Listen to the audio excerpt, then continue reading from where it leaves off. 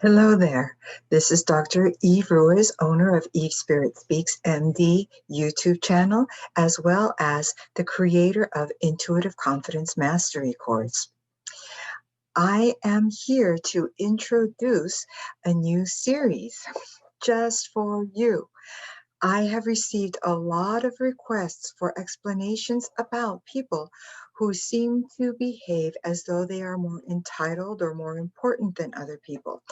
And as I see a number of women in particular who are in relationships, be them at work, at home, with family, or on the dating scene, there is enough of an issue cropping up among these women having to do with dealing with a narcissist that I've been prompted to create this mini series, maybe hoping to demystify a little bit about someone who is narcissistic and how to best deal with them in a healthy way, maintaining healthy boundaries, keeping our energy as high vibrationally as possible.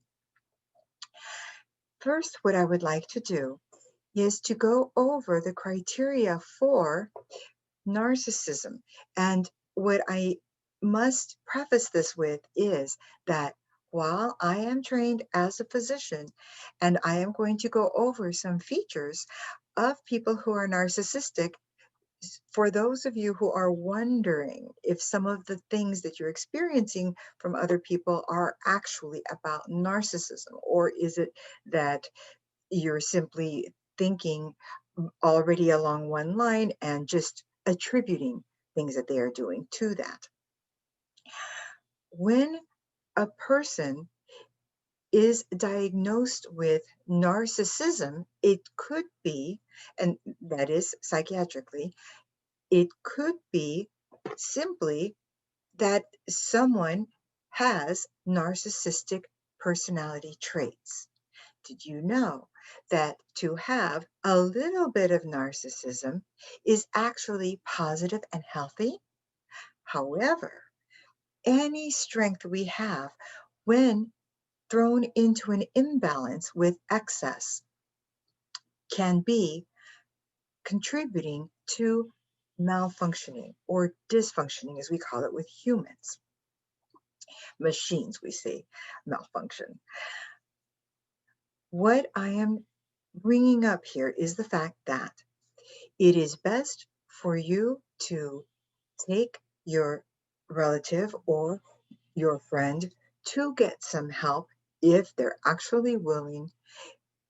Often the scenario is that the narcissist is already feeling gratified by the way they treat other people and put themselves on their own personal special level. So they don't feel as though they need to see anybody.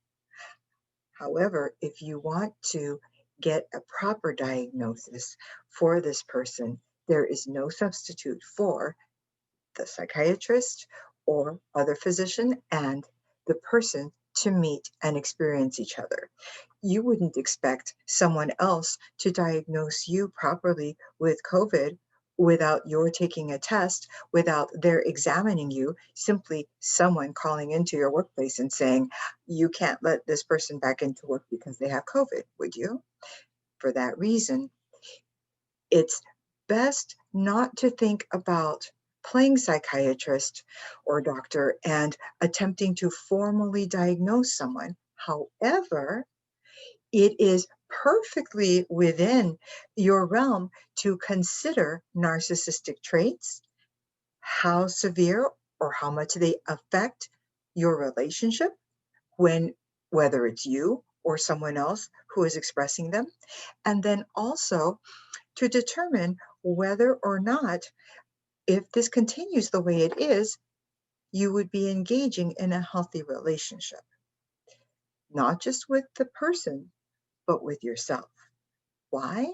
Because often people who get involved with someone who's more narcissistic seem to ease into a pattern of increasing codependency. and letting their life revolve more around the person who likes the extra attention and special treatment. All right, so here are features that are listed by the DSM-5 regarding narcissism. This is the American Psychiatric Association's Bible, so to speak, the Diagnostic and Statistical Manual of Mental Disorders. DSM-5 means it's the 5th edition. Note that this manual changes every few years.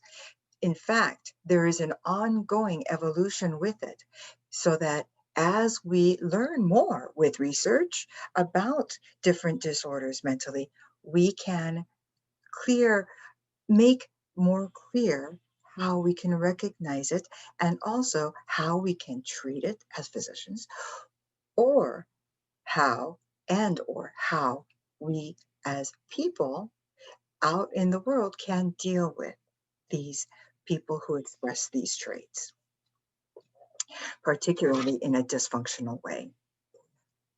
I have alluded to one of them a few times. The formal word for what I've been describing is grandiosity. These people may have a grand sense of self-importance. Just ask them, they'll tell you. I have some stories, but I'm going to save them for later. As we get more in detail with different features in future episodes, I'll give you more examples. All right, grandiose sense of self-importance. Secondly, a preoccupation with fantasies of unlimited success, power, brilliance, beauty, or ideal love. Third, a belief that he or she is special and unique and can only be understood by or should associate with other special or high status people or institutions. Fourth, a need for excessive admiration. Fifth, a sense of entitlement. The first one, grandiosity, the sense of self-importance, is an internal aspect. They, inside, feel that they are so important. A sense of entitlement is a little bit more externally oriented in that they feel entitled to special privileges from other people or from the outside world. They feel that the world owes them. Next, interpersonally exploitive behavior.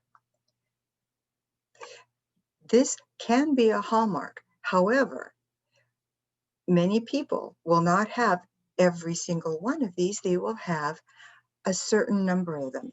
And that's why it's good for those of us who are acting as lay people, not trained physicians, can simply look at where within the spectrum of all these features is the person who I'm dealing with. Next, a lack of empathy. 1, 2, 3, 4, 5, 6, 7. I've made my notes, and so just so that we can keep track with the number, I'm down to number 7. A lack of empathy. I know metaphysical people can understand this as a whole once they have gone over what an empath is and go over people who do not behave with much empathy. In psychiatry, we used to say that empathy was the ability to walk a mile in someone else's shoes, that you could appreciate what it was like, that you would care and focus on when you listen to someone's story, coming from their perspective to see and understand more deeply why they might be behaving or feeling the way they are. Sometimes, not always, remember, but sometimes, depending on who you're with, who is narcissistic, there will be a lack of empathy, a lack of this going on. Number 8, envy of others or a belief that others are envious of him or her. So that's kind of interesting. Either they might be envious of someone else or they might project, which is a term for throwing out what they are doing mentally inside and saying that the next person is doing it to them. Okay. Last, number 9 is a demonstration of arrogant and haughty behaviors and attitudes.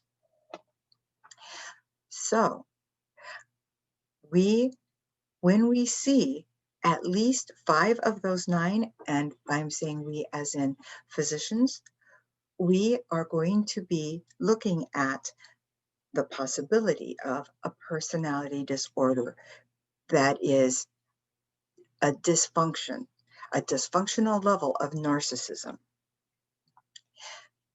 It's not completely clean cut this way. There are a number of other features to figure into this. Again, that's why we will simply focus on the severity within a spectrum, the severity of the way that a person with narcissistic traits treats another, and the severity of the dysfunction of a relationship. There are different flavors of narcissistic behaviors or categories, shall we say. I was thinking ice cream. I'm a foodie, so you may notice that I will use food examples sometimes or words. I am going to introduce in the next segment the 3 different categories that are suggested or proposed for narcissists and go over how each one might appear. And as you listen, you can see if perhaps someone you know places within those. Thank you very much for listening to this introduction to dealing with narcissists. I am going to wrap this up, and I look forward to seeing you for the next little tidbit. Namaste. If you need any one-on-one assistance, feel free to subscribe to my YouTube channel right here, SpiritSpeaks MD, and click on the bell so that you may see these and other video series. As soon as I publish the video, you will get notified. When you take a snapshot of having signed up or subscribing, text it to me at 949-424-4494, and you will be granted a free consultation with me about services I may offer. I work with helping heal your chakras, as I am certified in both Reiki and pranic healing. I do intuitive guidance. I work in other ways as well, which we can discuss as your needs might call for that. Once again, I wish for you to stay well, to be blessed, and most of all, to be true to your authentic self. Be you. Namaste.